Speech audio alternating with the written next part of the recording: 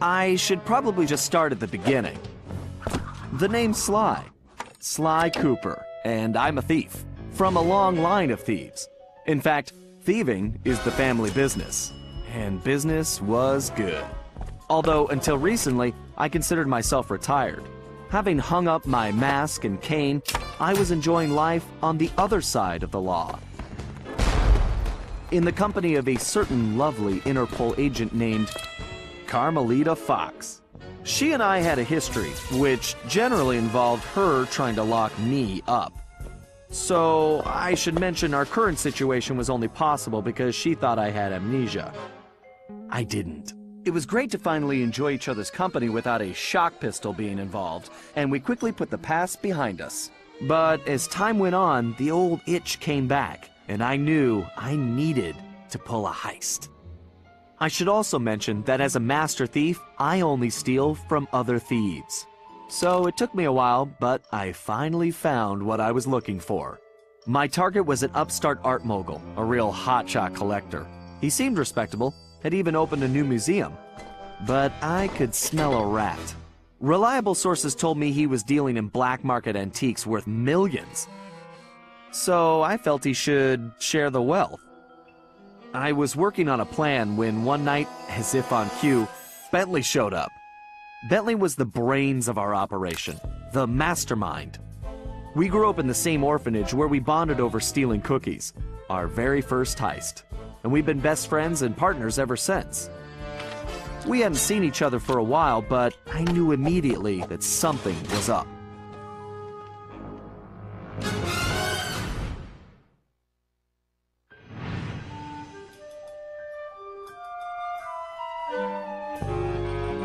Bentley had been enjoying his time off too, building a new lab from scratch with his girlfriend and fellow tech whiz, Penelope.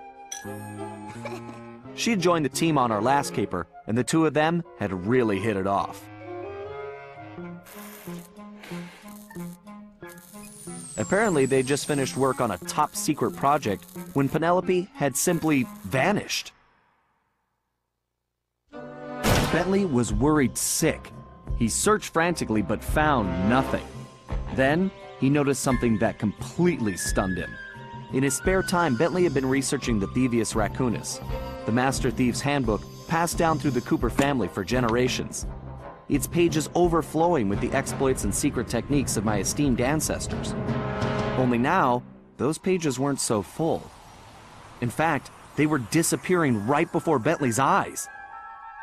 Realizing there was no time to waste, he gathered his gear and raced off to Paris.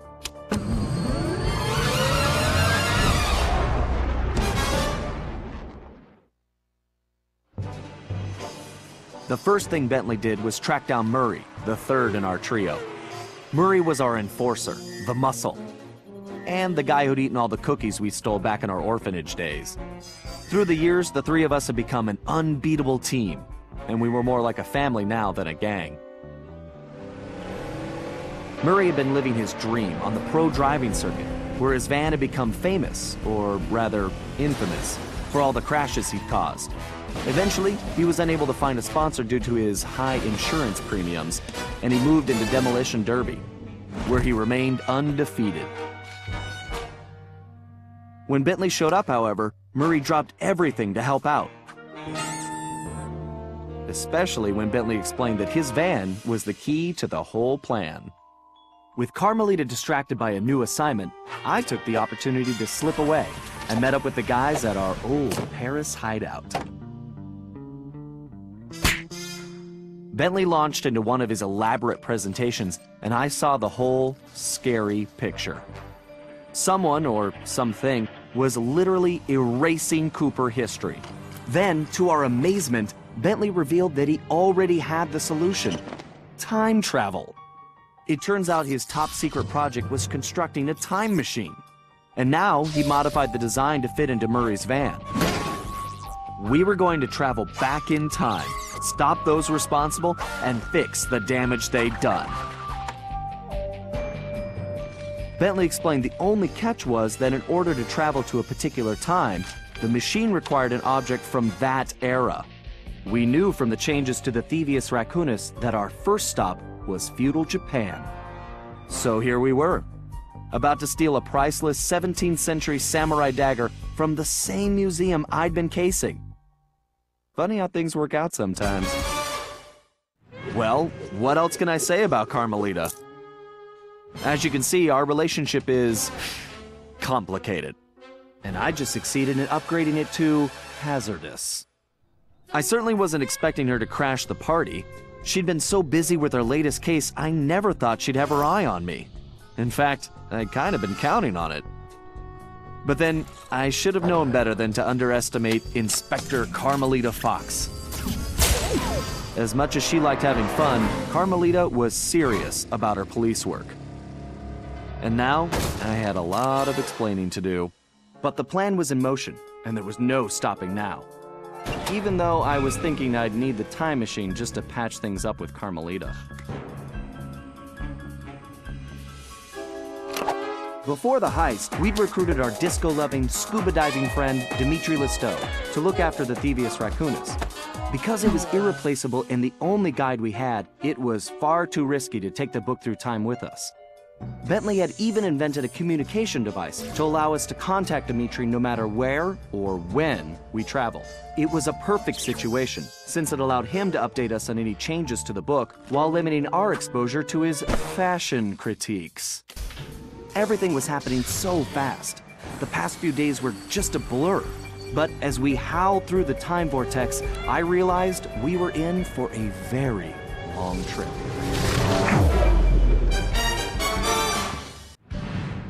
We needed to locate Ryuichi Cooper, Master Ninja,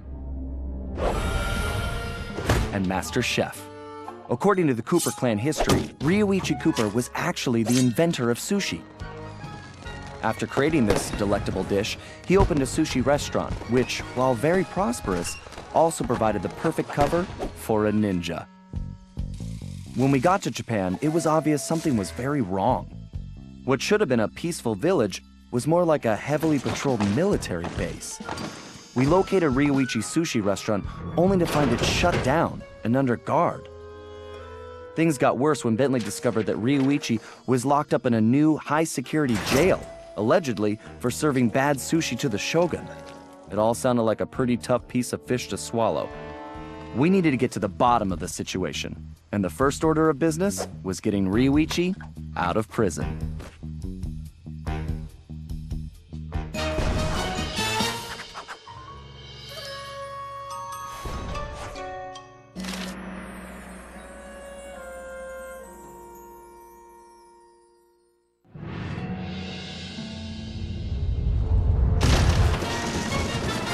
After rescuing Ryuichi, we returned to the hideout.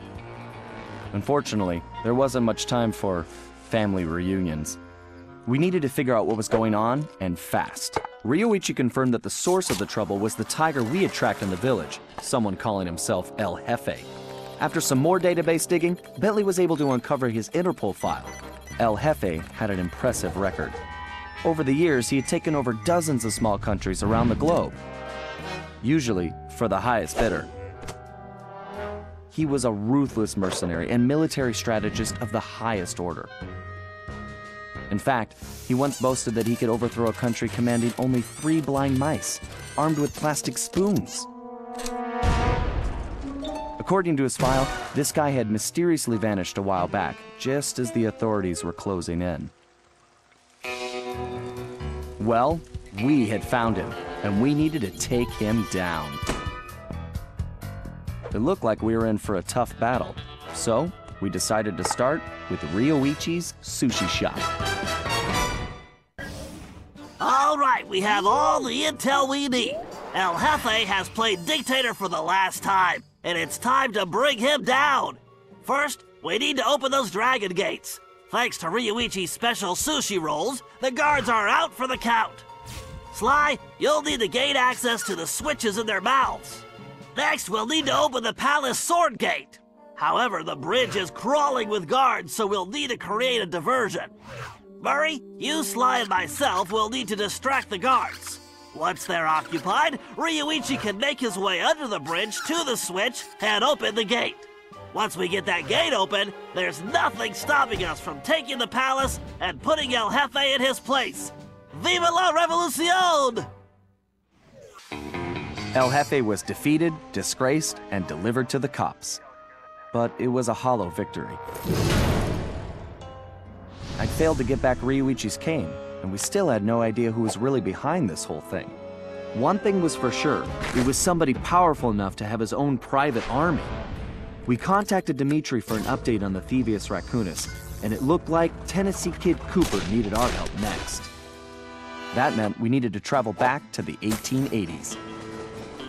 Luckily, one of the goons that took Ryuichi's cane had dropped what looked like an old sheriff's badge. Bentley had been trying to figure out where it might be from, but now it all made sense. After sampling the badge, Bentley was able to calibrate the time machine. As we prepared to make the jump back to the Old West, I found myself wondering how Carmelita was doing.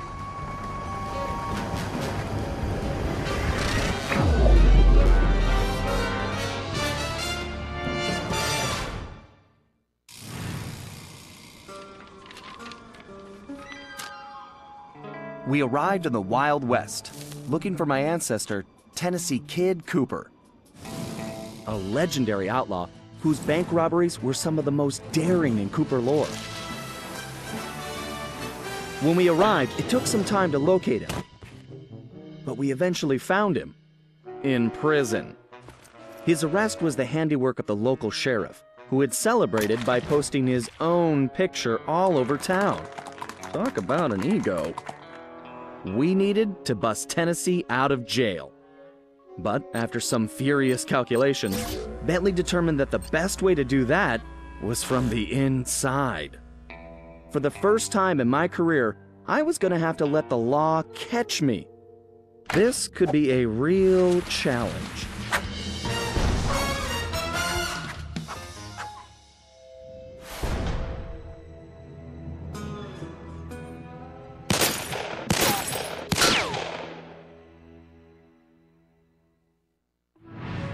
Somehow, we had managed to survive and make it back to the hideout. Once there, Tennessee gave us the lowdown, how he'd been planning the bank heist that should have gone down in Cooper lore as his masterpiece, only to have a mysterious new sheriff arrest him before he even reached the bank. Curiously, the robbery still occurred, and all the bank's gold was stolen. Tennessee was charged even though he was already in prison, and the gold was never recovered. Of course, he had a strong suspicion it was Sheriff Toothpick himself who had stolen the gold and framed him. And after a little research, there was no doubt he was right. Bentley was able to uncover plenty of information about the sheriff. Although he changed his appearance somewhat, Toothpick was a two-bit gangster from present-day Eastern Europe. According to his file, he'd grown up loving two things: gold and cowboy movies. He eventually specialized in gold robberies, and for a while had masterminded some of the largest scores around the world. Then he abruptly vanished. The word was he had always thought of himself as a gunslinger, and it looked like he had found a way to make that a reality. The guy was a real loose cannon.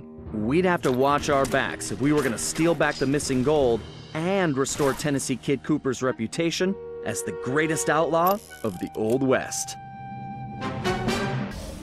Okay, the first order of business is getting Tennessee his guns back. Well, it's just the one gun now. I upgraded. But yeah, I need my shooting iron back. Agreed. According to my sources, Toothpick closed this old gold mine several months ago, declaring it unsafe. In fact, he's converted it to a storage facility for his stolen goods, including Tennessee's gun. We'll need to take measures with this job so as not to arouse suspicion. So, employing a masterful disguise, I'll tail Toothpick to the mine's entrance and mark it with a homing beacon. Murray, you'll then use the beacon to find your way there. Toothpick's sure to have secured the entrance, so we'll need your formidable skills to get it open.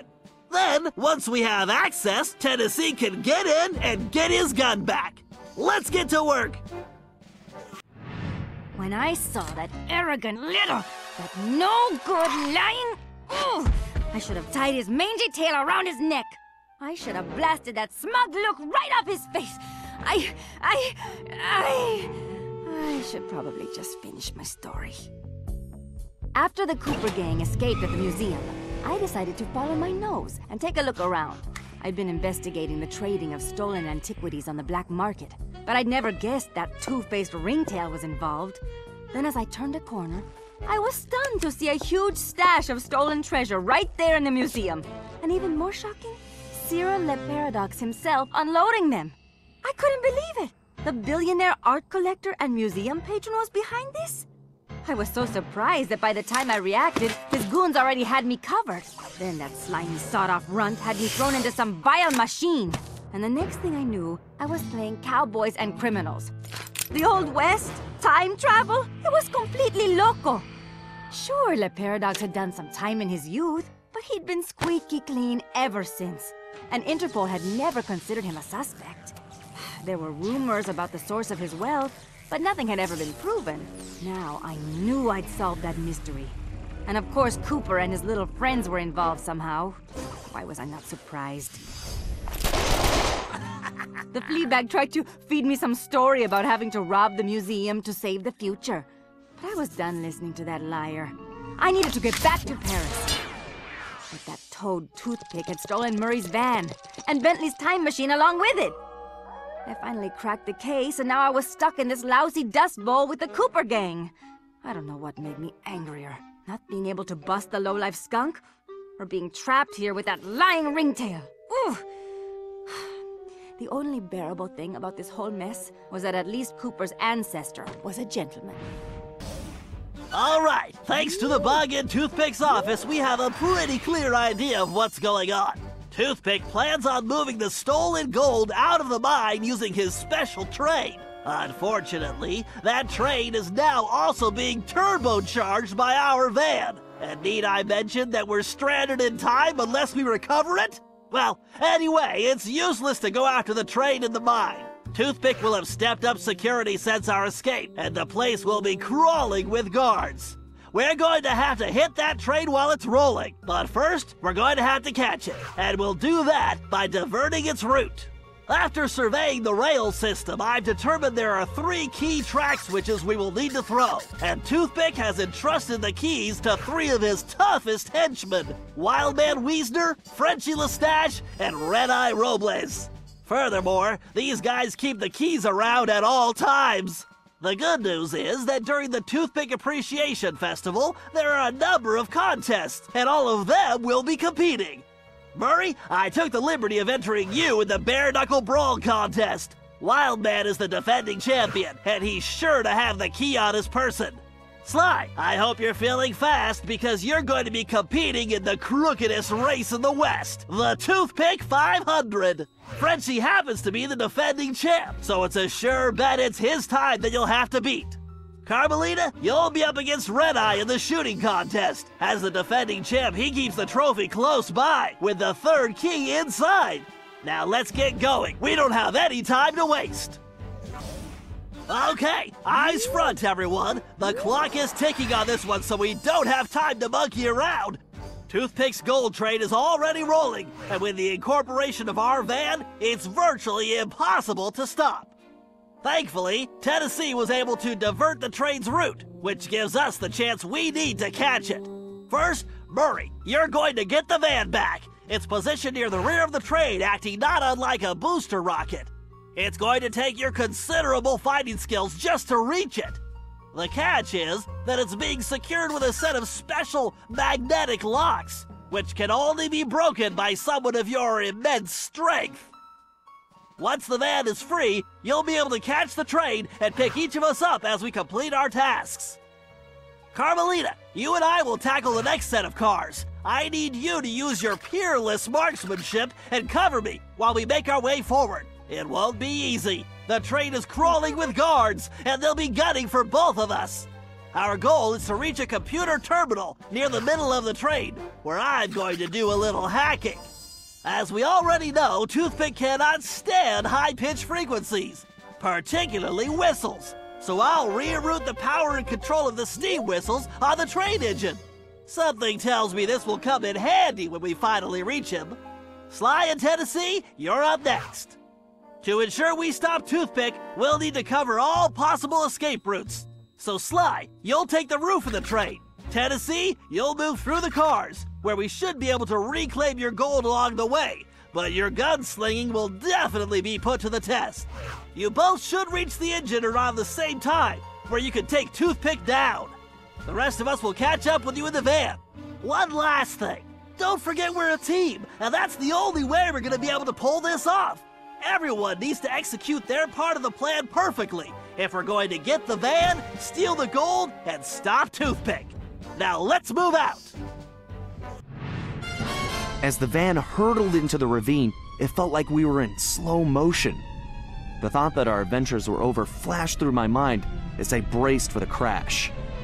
Then, in desperation, Bentley grabbed the closest thing at hand, Murray's Australian fossil necklace, and used it in the time machine.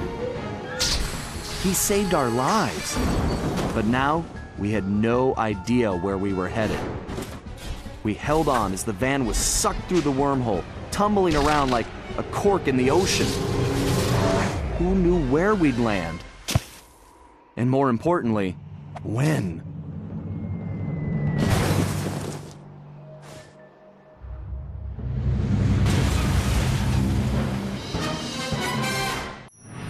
Things weren't going very well.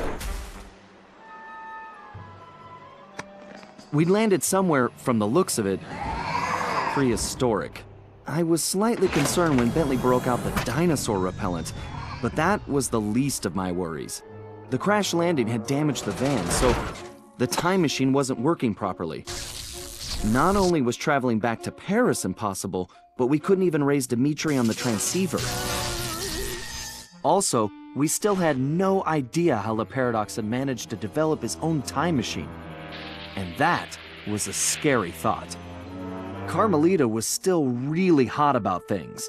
I just wanted a chance to explain, to tell her how sorry I was for getting her mixed up in all of this. Before we had a chance to talk, she stormed off in a rage. I tried going after her, but I figured that wasn't the best idea. Our conversation would have to wait, at least until she holstered that pistol. We decided the first order of business was figuring out where and when we were. And then, how we were going to repair the van. Otherwise, we'd have to get used to living in a cave, permanently.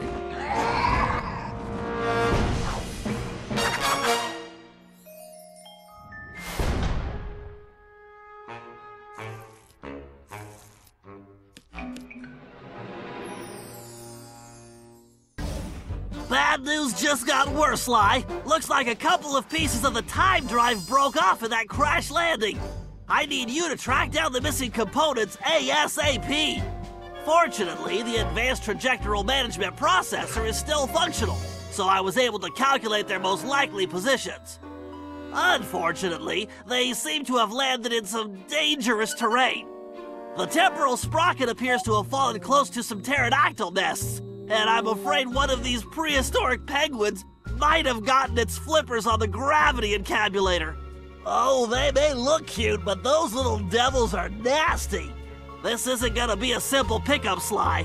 Get some photos of their precise locations, and I'll analyze them to formulate a plan. But watch your back. I don't think we're the first guests at this party. See the structure on that mountain? It appears to be some kind of conveyor belt system. Definitely not Ice Age technology. Get a picture of that machinery, too. I smell a rat, or possibly something even worse. We got Bob safely back to the hideout, where everyone took an immediate liking to him. And he took an immediate interest in our gadgets. While he was busy, Bentley provided the background on his former captor. The guy's name was Grizz, and he'd made his fame in the art world. Once a common street thug, he'd been thrust into the limelight when he was plucked from the gutter and made famous by a prominent pop artist. Grizz's primitive artwork was hailed as a brilliant new style called paleo graffiti, and for a while he enjoyed a celebrity status. His fame was short-lived, however, when people realized his art was really just bad. Resentful, he returned to his criminal roots, quickly becoming the top art thief on Interpol's most wanted list. One of Carmelita's main targets, it was now clear how he'd managed to evade her capture for so long. After we pried Bob away from Bentley's tools, he explained how Grizz had appeared and started harvesting all the pterodactyl eggs in the area, eliminating his role as food provider for the tribe and greatest egg thief ever. Depressed, he'd gone into a slump and gotten out of shape, which allowed Grizz to capture him and take the new tool he'd invented to help him steal eggs. So it looked like the very first Cooper cane had been stolen as well. Great. We may have rescued Bob from the arena, but we still needed to find out what sort of operation Grizz was running for Le Paradox, and why it involved stealing all the eggs. We also needed Bob's help to find the rest of the van parts, and that meant we had to get him back into climbing shape, fast. I caught up with the ringtail to give him the intel I'd gathered on Grizz. Half of me still wanted to slap the smirk off his face, but the other half wanted to talk. Working on my own these past few days had given me time to think, and I'd realized some things.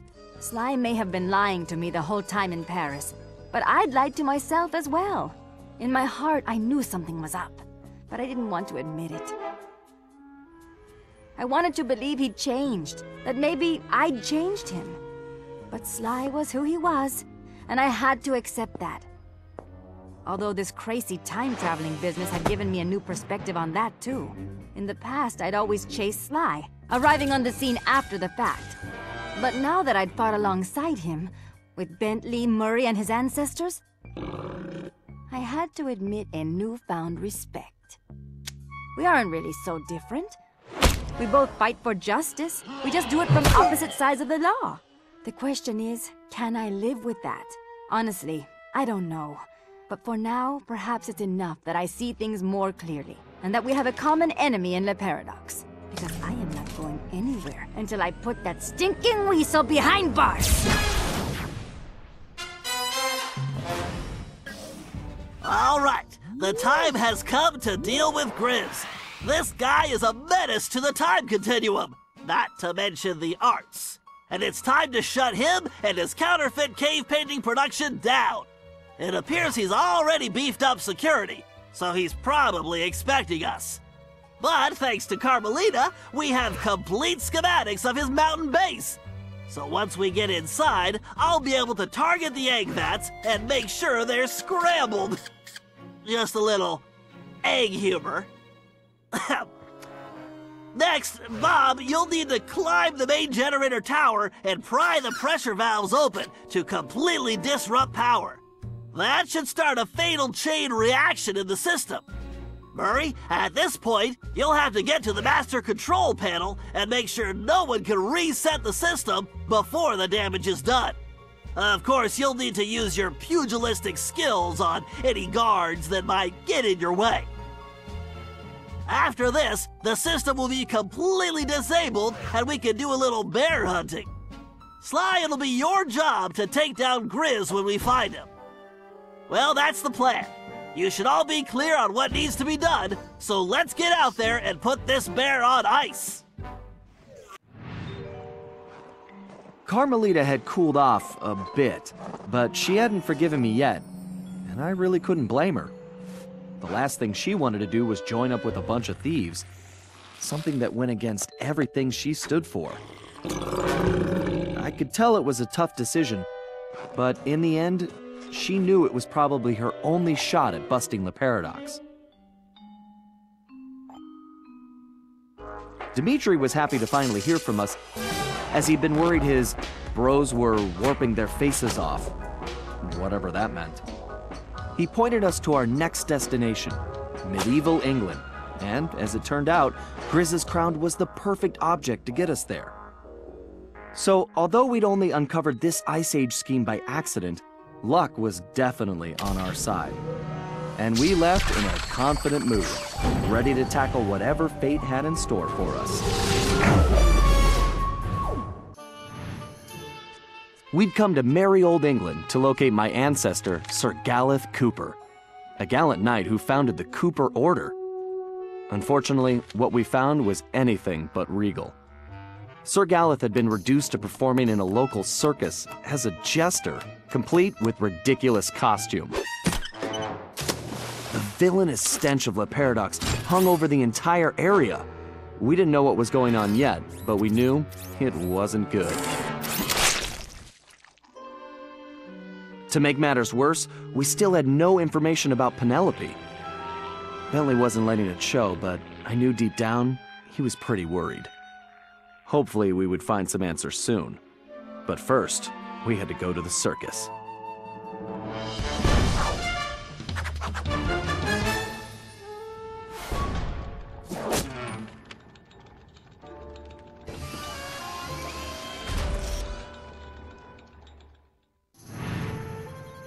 Once Sir Galeth calmed down, we returned to the hideout and got the whole story. The surrounding area was held in the iron grip of a fearsome Black Knight. His origin was a mystery, but his power and technological might was impressive. He'd even created a new type of robotic guard, which patrolled tirelessly and without mercy. Galeth had been captured when he tried to take on these guards single-handedly.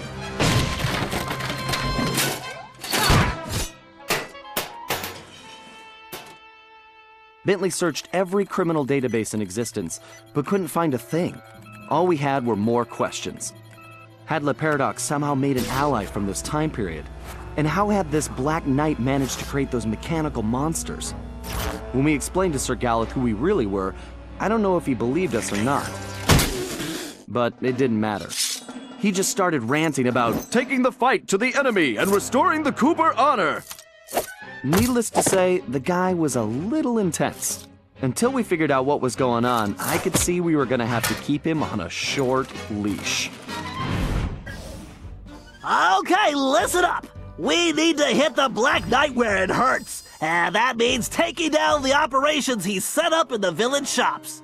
First up, Murray, you'll need to visit the tavern. Sorry, big guy, no time for snacks. The tavern has been converted into a fuel production facility for those robotic guards. Get in there and do what you do best. Tear the place apart. Next, Sly, you'll need to revisit the shoemakers. We're going to shut down the machines fabricating those ginormous parts.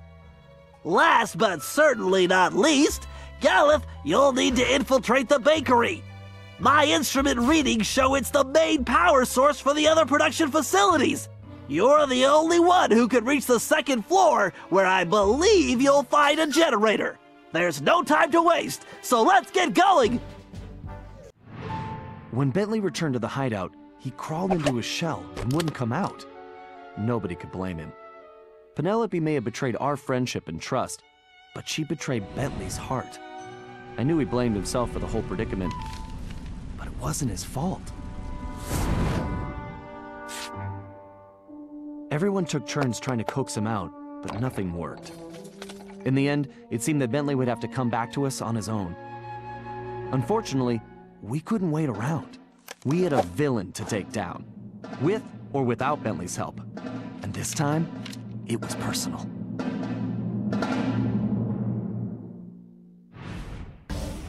All right, troops, listen up. As you all know, Bentley is still unavailable. But we've got to come up with a plan. So I'm calling this meeting for him. Hey, Carmelita. Quiet, Ringtail. We don't have time for your smart remarks. We've got to hit Penelope before she can finish whatever it is she's trying to finish. Yeah, that's kind of what I was going to ask. Look, it's pretty simple. We need to get into that castle. We've got the explosives. I was going to bring that up, too. Not another word, Sly. Your speech does nothing to lift our spirits, Sly. Galeth, do you think we could plant your explosives on the bridge controls? Zounds! This plan rings true! Okay, everyone get ready to move out. After that bridge comes down, we'll have to get in there fast. Sorry, I missed the part about what we do when we get inside. We'll have to improvise. Sounds good to me. We contacted Dimitri, who started in about sandstorms and camel spit.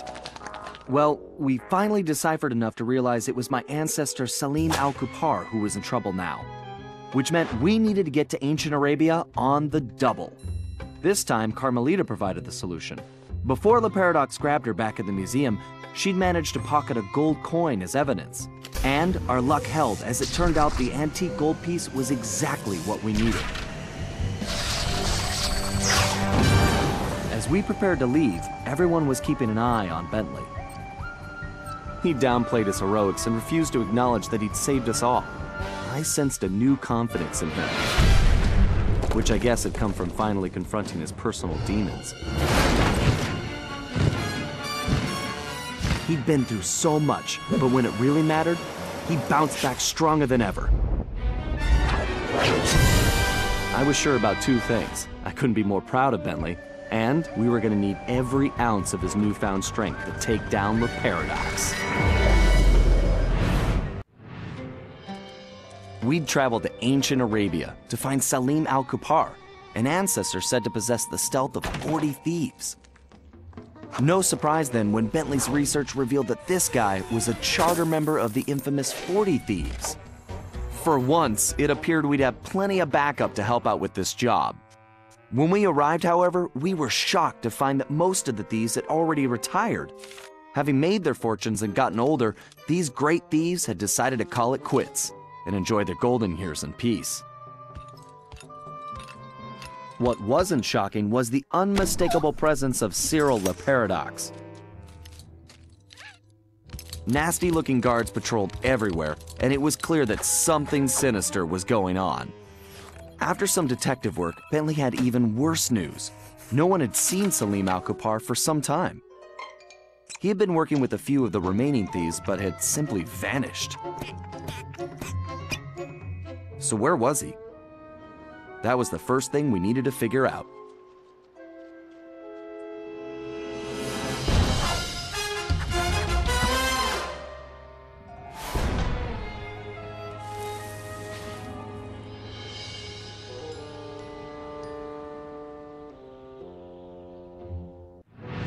Back at the hideout, introductions went quickly as Salim stuffed his face. He told us about his problem. Some new player calling herself Miss Decibel had rolled into town and started throwing lots of money around. It didn't take a genius to figure out who the time-traveling lieutenant was here. Salim and the three remaining thieves had decided to pull one last heist before disappearing into retirement, Miss Decibel being the target. Of course, with her technology, she had easily captured his thief brothers, and Salim had been trying to come up with a plan to free them ever since. Bentley uncovered some interesting background information. Miss Decibel had come from a wealthy British family. Her true love was classical music.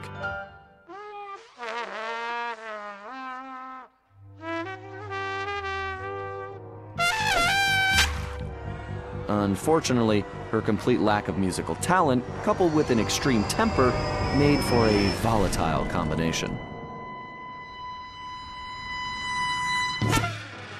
After suffering a freak accident during a tantrum, she was left unable to play music normally. However, when she discovered she could control people with her hypnotic tones, a new criminal was born. She began using her devious talents to control others, forcing them to commit crimes for her. We told Salim about the Paradox, and the whole thing made some strange kind of sense to him. The bad news was that he wasn't completely convinced that we were there to help him. I could see I was going to have to prove myself. Again.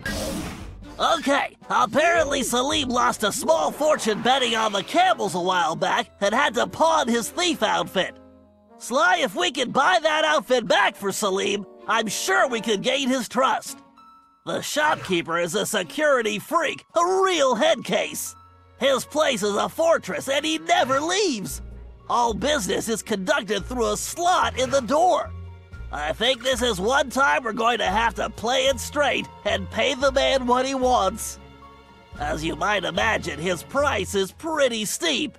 The shopkeeper will only accept payment in the form of flawless gemstones. 3 to be exact. The only gems of that quality around here are the decorative stones embedded in the city walls. I've located the 3 largest specimens for you. All you have to do is remove them, avoid the guards, and bring them to the shop. Just make sure those gems are still flawless when you get there. Okay, Thanks to our bug in Miss Decibel's office, we now have all the information we need. It appears she has been producing counterfeit documents for Le Paradox, creating a false family history that will make him an esteemed member of royalty in the present day. I've managed to inspect some of the documentation, and believe me, if we allow him to get away with this, his wealth and power will make him untouchable. I believe he is planning this to be his last and greatest caper. The key to stopping him begins with us getting through that security door in the lamp shop.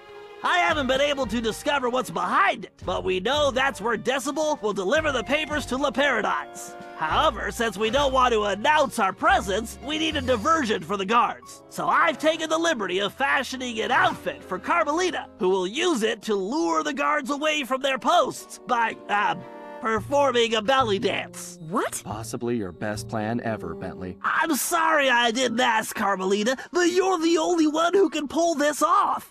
Bentley, I could do it. I am not getting into that outfit. I realize it's a bit revealing, but think of it as going undercover. Bentley? I'm positive the Murray could squeeze into that thing. Hey, Carmelita, you should model that outfit for us to make sure it fits. Shut up, Ringtail. I'm only doing this for the team. Listen, silk is very elastic. All right, let's move out. We don't have any time to waste.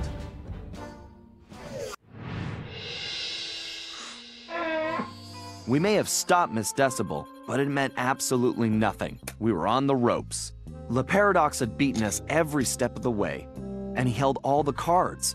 Carmelita, my ancestors' canes, and now his fake pedigree. I couldn't remember a time since we teamed up that we felt so defeated. And talking to Dimitri didn't help. He was freaked out and yelling about having to boogie down in Skunk Town.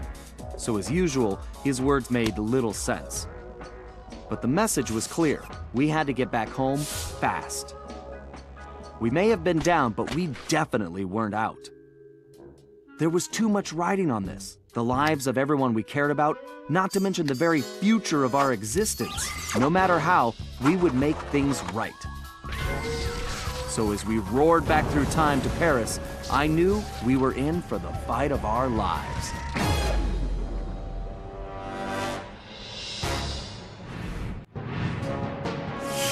We'd finally made it home to Paris, only to find a place we hardly recognized.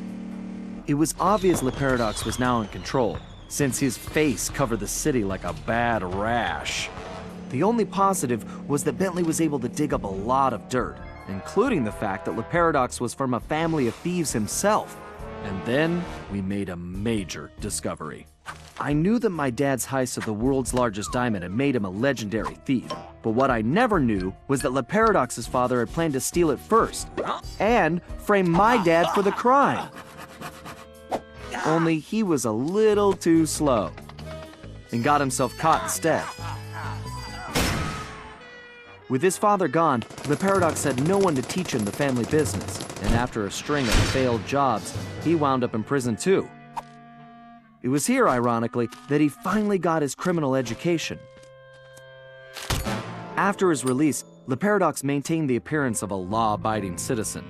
In reality, he used his prison contacts to form his own syndicate and began masterminding heists worldwide.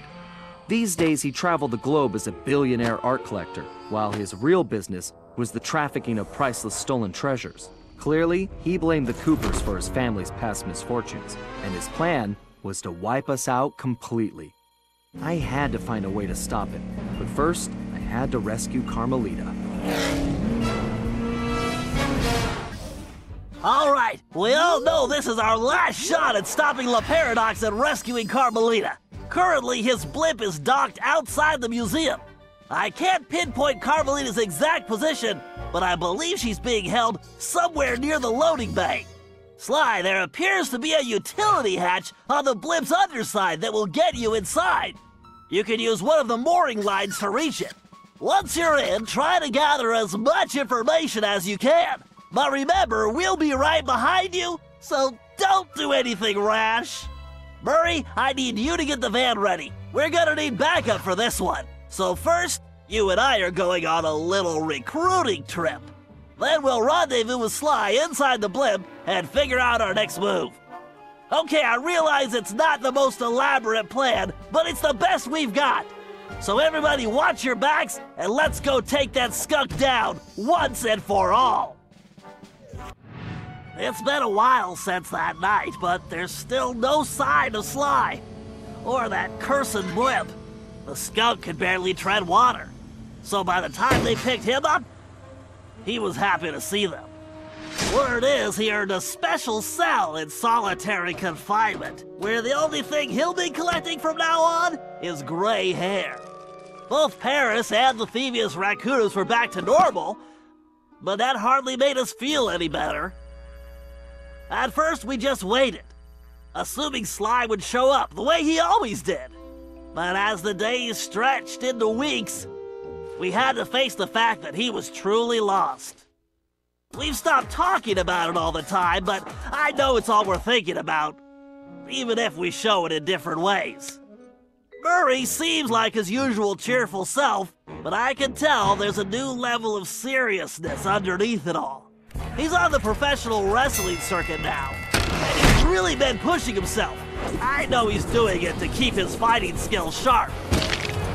Like all of us, he wants to be ready for action the minute we locate Sly. Carmelita returned to Interpol, where she threw herself into her work, busting criminals at a record pace. She's been so busy, I haven't seen her for a while now. My sources tell me she's conducting her own investigation into Sly's whereabouts. Out of everyone, I think she took his disappearance the hardest, even if she never shows it. At least not in public. As for myself, I continue to search. Even using all my technology, I haven't found a clue. The time machine is no help since we need to know where Sly was for that to work. I get discouraged sometimes, but I'll never give up. Because I know Sly's out there, and I know that wherever he is, we will find him.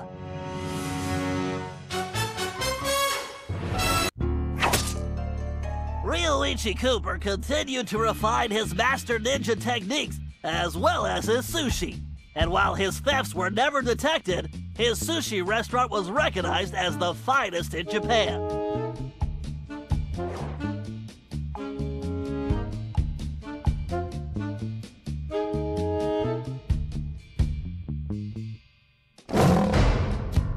El Jefe remains behind bars. He was transferred to a South American prison, where he now works rolling cigars. Unfortunately for him, there's no smoking allowed.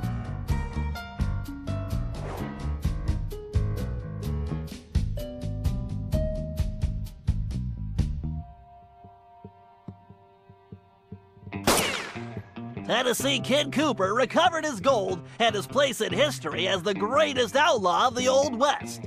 His legend grew even bigger when he began stealing from crooked lawmen exclusively.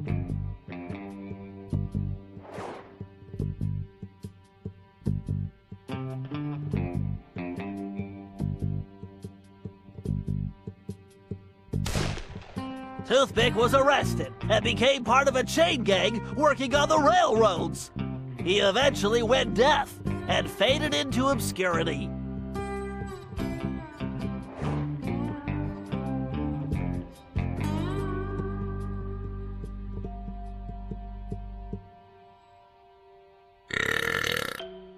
Caveman Cooper kept up his physical training and returned to his role as egg thief extraordinaire. Perhaps most importantly, he pioneered the use of his cane as a tool for thieving.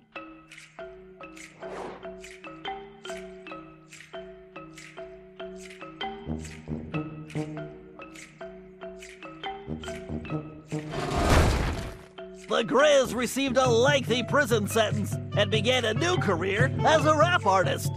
In his spare time, he paints portraits of his fellow inmates.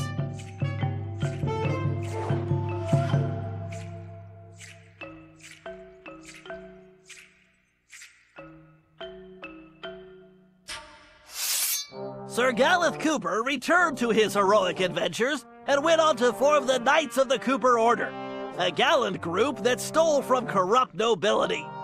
He also became a successful, if overly dramatic, actor.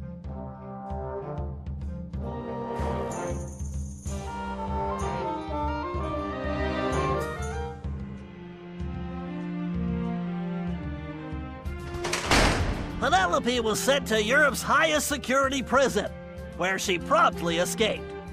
She remains at large, and the police have no clue as to her whereabouts. Recently, however, I've been receiving mysterious postcards.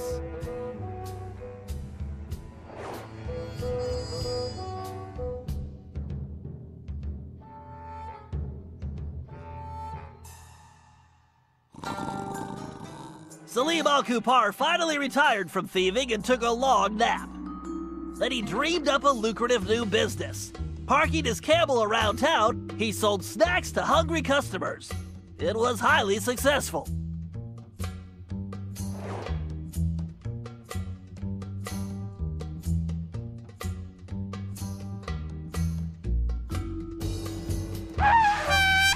After being locked up, Miss Decibel decided to make some changes.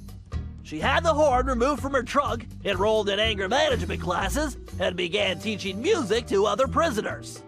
With continued good behavior, she might get an early parole.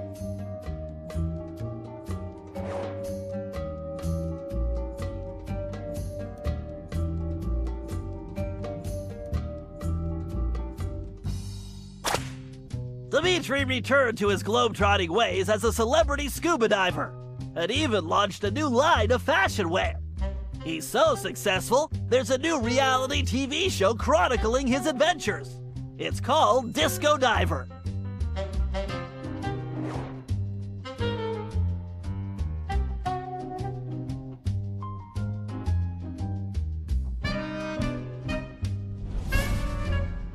La Paradox had all his assets seized, including his art collection, and everything was donated to the city of Paris. I'm told his cell was modified to be completely odor-proof. I suppose that's good for the guards, since he's going to be living there for a very long time.